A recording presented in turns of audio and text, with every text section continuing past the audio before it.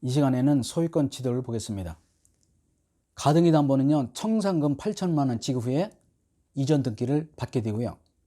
양도담보는요, 8천만 원을 주면 즉시 소유권 취득이 인정됩니다. 그래서 가등기 담보는 은행 쪽에서 8천만 원 지급 후에 등기해달라 이런 것이고, 양도담보는 청산금을 지급하게 되면 이미 이전 등기가 되어 있기 때문에 바로 취득하죠. 그런데 청산금이 없을 수도 있습니다. 왜냐하면 토지 가격이 떨어진 경우죠. 이런 경우에는 줄 돈이 없기 때문에 가등기 담보는 본등기한 때, 양도담보는 2달 지나면 즉시 소유권 취득합니다.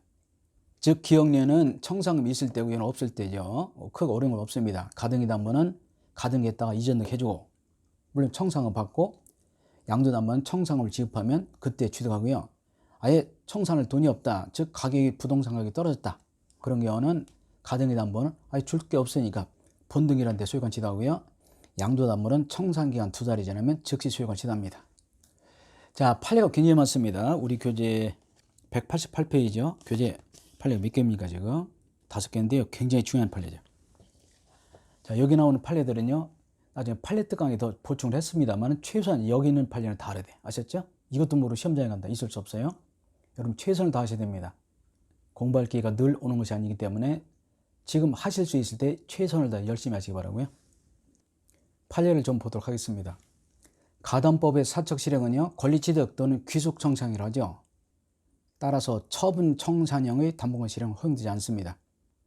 담보가등기를 마친 부동산에 대해서 강제경매 등의 개시정이 있었다면 경매의 신청이 청산금을 지급하기 전에 행해진 경우는요, 담보가등기권자는 더 이상 본등기 청구할 수 없고 이미 경매가 행해지고 있기 때문에 배당에 참가해야 합니다. 먼저 경매 신청이 있는 사람을 우선한다, 그런 뜻입니다. 대체로 여기는 판례 정도는 뭐 어느 정도 아실 거로 봅니다. 모든 교재에 다 수록되어 있거든요. 만약 가담법 규정 위반이다, 그럼 무효입니다. 그런데 우리가 무효등기 유효형 배웠죠? 유효형. 그래서 원래는 가담법 청산하지 않은 무효지만, 그러나 나중에라도 절차에 따라서 청산금을 채무자에 통지하고 지급했습니다. 채무자 통지를 받고 나서 2달이 지나게 되면 실제적 법률관계를 인정한다는 것. 다시 말해서 무효등기 유효형과 비슷하죠. 우리가 등기법 때 말씀드렸지만요, 등기는 결과지상주의죠. 결과가 맞았는데 과정이 틀렸다고 해서 무효를 하지는 않습니다. 그래서 무효등기 유효형도 허용되고 있죠. 그런데 이제 8천만 원을 누가 평가하느냐? 누가 평가한다고요? 채권자가 주관적으로 합니다. 주관적으로. 채권자 마음대로. 담보권 실행 통지는 채권자 주관적으로 평가합니다. 주관적으로 평가한 것이 객관적인 금액이 미달한다 하더라도 2달은 계속 진행되죠.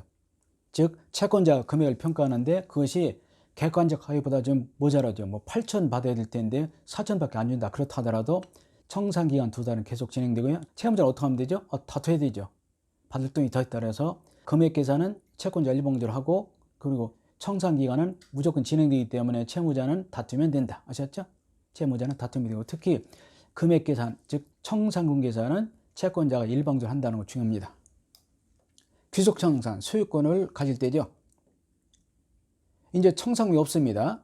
담보부동산의 금액이 피담책에 미달합니다.